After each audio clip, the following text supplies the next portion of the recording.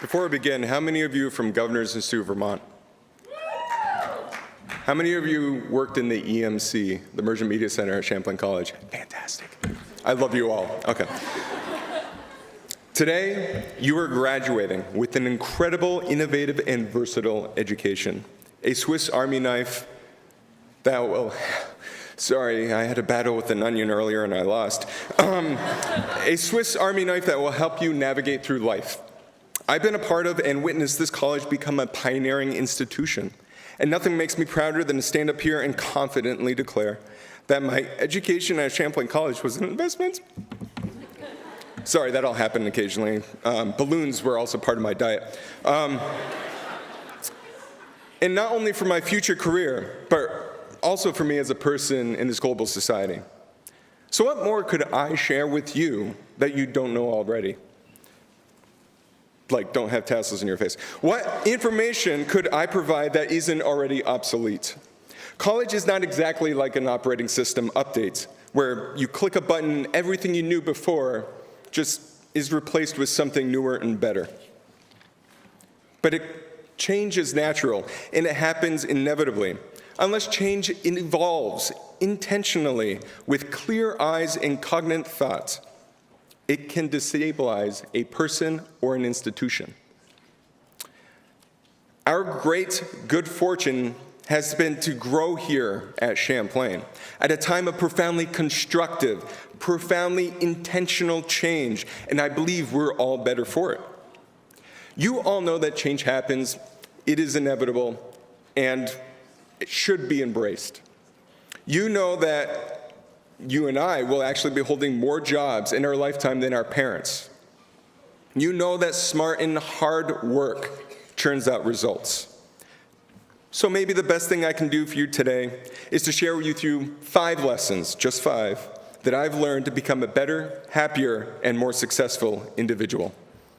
Number 1, budget with a goal.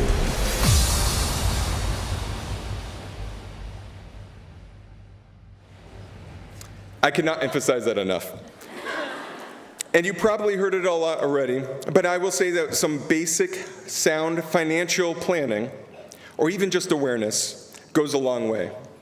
My wife and I started out living together in government-subsidized housing on a combined annual income of about $18,000.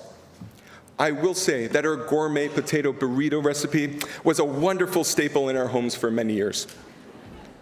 Speaking of food, one Thursday afternoon, I walked into Price Chopper to buy lunch from a break from work. I had maybe $20 in my account. And so when I attempted to withdraw $10 from the ATM, to purchase ramen, my transaction was rejected. After attempting a few more withdrawals, it was almost as if it was an error because the ATM claimed I had insufficient funds. When checking my accounts to see how much was actually there, it said I had a $0 balance. In complete disbelief, I checked my bank account later that day and discovered a negative $32 balance, all due to network transaction fees and a fantastic overdraw with penalty. I thought at that moment it couldn't get much worse than that. And luckily for my good fortune, it did not. My wife and I drafted a budget, and we stuck to it to help prevent situations like that from ever happening again, but to also pay down our debts and to save when we could, especially for international travel. We created budgets with goals. Strong practices like this can help eliminate tens of thousands of dollars in loan interest alone. And let me tell you, speaking of which, I just paid off the last of my grad loans the other day, and it's fantastic.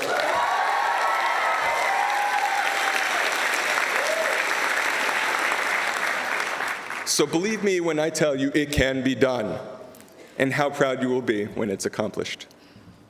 Number 2, send a care package.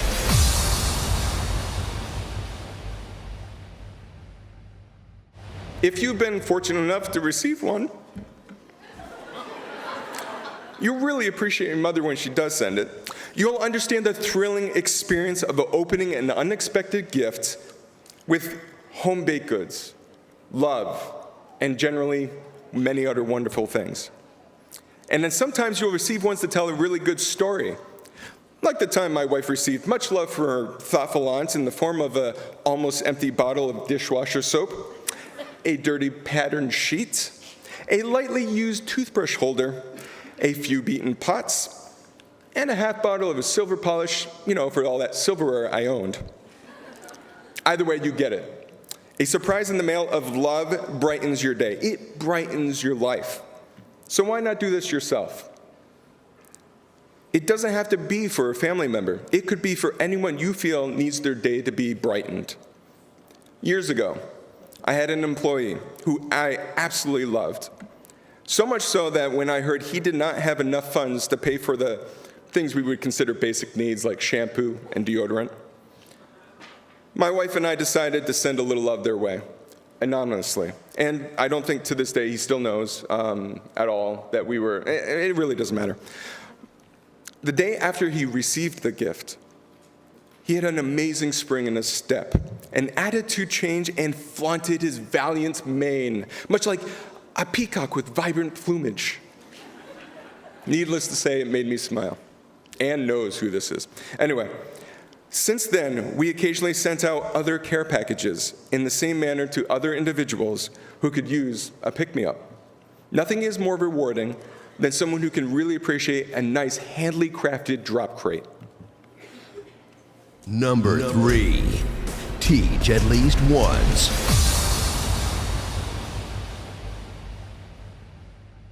I cannot stress that enough. Teach at least once, and not because you want revenge, but because someone can actually benefit from your experiences and knowledge. After each wave of students I taught during my years after college, I learned more from my students than I did while being a student at times. Much like you have over the past several years, students will ask you and force you to think. Teaching will shape your brain to be agile. It will force you to get your brain into shape, healthy with knowledge, and can lead you to become a great mentor to someone. It's quite possibly the fountain of youth. I mean, come on, look at these folks behind me. They're like hundreds of years old, and full of wisdom that endlessly empties into our craniums. I mean, and they look fantastic. You do, honestly.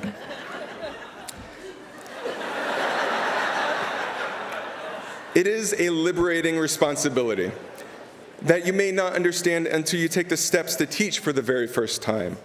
And careful, it may become very addictive. Number 4, learn how to use duct tape and to make maple syrup.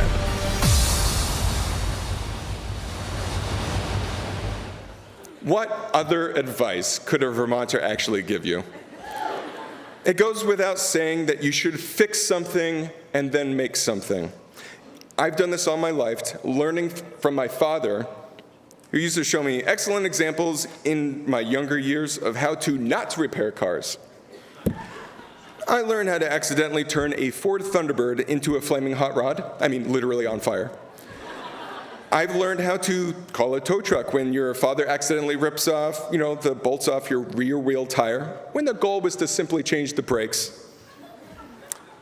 I also learned that with a bit of time, lacquer, and duct tape, you too can repaint your car silver and have it pass inspection.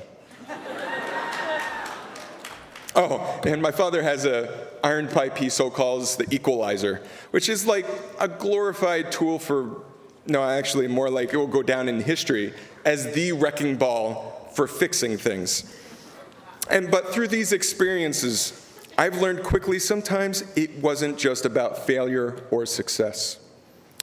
It was about trying and doing, a lot of trying and doing. I learned to prototype solutions, small experiments that would later solve bigger problems. These seemingly small and disconnected experiments have led me to work with teams of diverse people and cultures to innovate and create global solutions. They also led my wife to insist that we buy any future car with a warranty. Number 5, call your mother.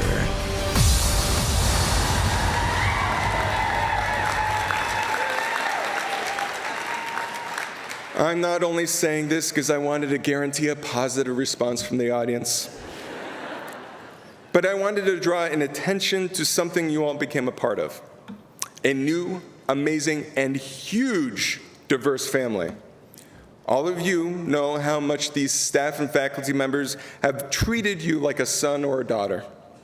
You also realize how close you've become to your peers in the past few years. It is very much like family, so please stay in contact. I want to hear your stories. I want to see you grow. Yes, you. Just you. Actually, everyone. I want to hear your stories, and just like your parents who have outlined an elaborate plan to embarrass you later on the Twitters and the Facebooks, hashtag OMG, hashtag graduate, hashtag W2F. And we all know that stands for, well, that's fantastic. I plan on doing the same for all of you. We want you to come back here more than once and share your experience with others. And I promise I will not guilt trip you, but you should. You very much should. Definitely. I want to thank President Lackman, the Alumni Office, and the Champlain College community for inviting me to engage with you today. I would also like to thank the families of these fine graduates for raising the next generation of energized minds who will soon show us what new opportunities exist in our lifetimes. Lastly, I would like you all of you, to observe things, to invent things, to experiment, and to share. Never has this world required so much engagement today. With endless information at our fingertips, we can deceive ourselves to believing we are engaged when we're just looking at a screen. Innovation has taught me to pay attention and not to let your days simply pass by you without being full participants in them. As each of you leaves Champlain College, I wish you all the best in good fortune and many great adventures and discoveries on the road ahead. Congratulations and good luck.